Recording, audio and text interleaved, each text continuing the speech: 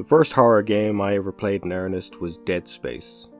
There was a single sequence in that game that scared the crap out of me so bad, I couldn't stop my hands shaking in time to overcome the encounter. The visceral feeling I got from that made me want more of these games. I rarely found that experience again, but in my quest for more horror games I found something far better. What I found was a collection of games relentlessly pursuing different ways to exploit gameplay to greater affect the experience. This was a genre that was initially built on using the limitations of its own hardware to its advantage to create a perfect claustrophobic experience, which later evolved to other games seeking out their own unique style of self-imposed limitation in a time when limits are a thing of the past. In Resident Evil, there were narrow hallways with set camera angles, limited inventory space, and the inability to move while firing. In Silent Hill, the hardware couldn't process the game fully, so while out in town there was a fog surrounding you at all times, so you could only see 10 feet in front of you. In Amnesia, you had no weapons to stop your assailants, and being in darkness was a constant danger to your sanity. Or was it? Wink. Future video. Expanding on that, in Outlast, you have a camcorder with night vision that only runs for a limited time on batteries. These are just the most famous examples, but every horror game pursues an alteration in your perception of how to play games to try and scare you. Today we're going to talk about a handful of the games I've beaten recently that challenge your awareness and attempt to do something with the medium while also tell a different kind of story, for better or worse.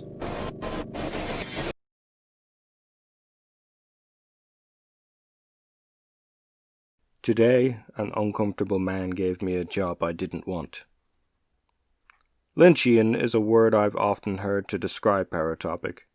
The awkward yet mundane conversations, overlong contemplative sequences, and dated yet even more peculiar visual effects are probably what lends to this. It's a game about messy VHS tapes, bird watching, driving lonesome roads for absurdly long periods, and murder. The entire game seems designed around an uncomfortable shifting of time, possibly perspectives, and a shifting of reality. It was designed to be finished in a single setting, and it's good for an uneasy night wondering if the aliens will save us, or if you could find a delicious videotape to swallow your brain whole.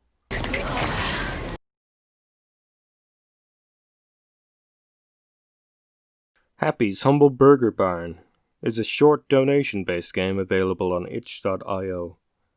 I play a few of these experimental games every now and then, but rarely do I find them worth talking about. Happy's is an exception to that. It starts off as you drive to work.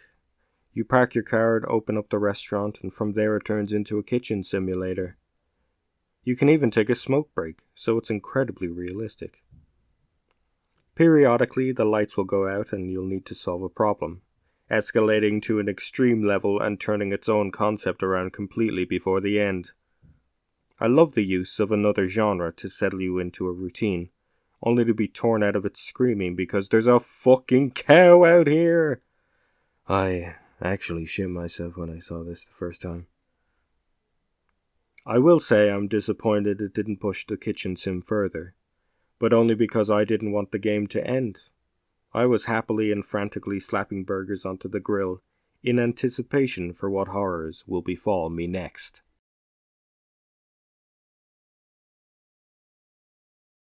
Stories Untold represents a lot of what makes horror games interesting, from its twisting, shifting story to the game mechanics themselves being an integral part of how the story is told. The game is split into 4 episodes which are framed as an unreleased TV show of the same name. Think Twilight Zone, but in first person and featuring weird old technology. As the episodes progress, the game gets more ambitious, introducing new mechanics while calling back to the old ones. The first episode is a simple text adventure, gradually evolving with each installment into moving around in first person, but still maintaining not just the mechanics from previous episodes, but their thematic resonance, because maybe this isn't about a TV show at all. That all said, I wouldn't say the gameplay sections are particularly good. I'd go so far as to say they were terrible game design. If you don't understand how this machinery works by looking at it, you're given a manual that barely tells you. And this section where you have to cross-reference numbers called over the radio, with this microfilm scope for the codes you need to input on the computer, is torturous. It went on too long, and some of the answers involved maths equations. And to hell with that, I didn't graduate college to do addition. I am a fucking cartoonist.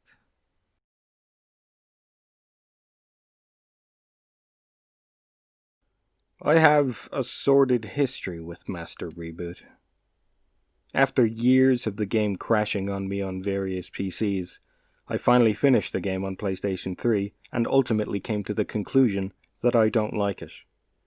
It says even more that I couldn't even bring myself to struggle to the end of its spiritual successor, Soul Axiom.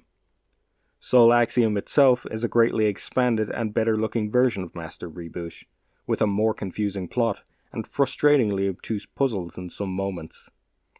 By comparison, Master Reboot is a prototype, as it's much smaller and drowning in bugs. It's too ambitious with its shifting gameplay ideas because none of the mechanics have any commitment to them. Take this driving sequence for example.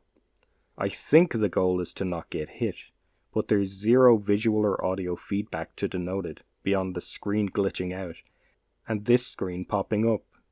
And this being one of the first sections of the game, the sequence is so long and monotonous that you could go a long time before realizing it's a death screen.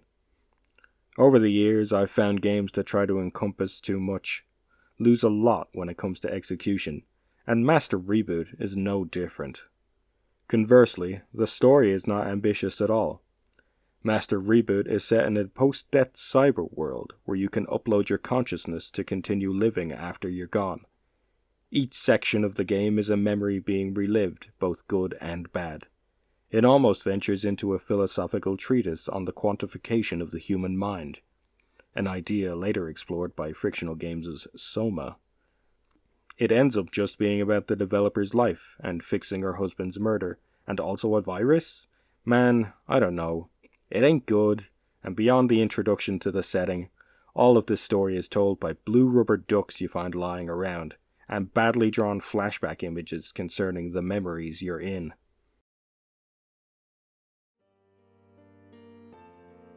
Some of the stuff I wanted to talk about in this video, I had initially planned for a comic essay.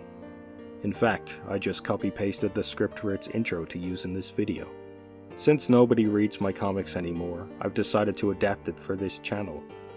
I'll only be talking about games from my finish list for now, but I may expand this into its own series properly over time, because I play a lot of short horror games. Well, that does it for the first episode of Seeking Terror. Maybe I should workshop that title. It turns out those outros I like doing are really hard when discussing multiple games, so get the fuck out of here.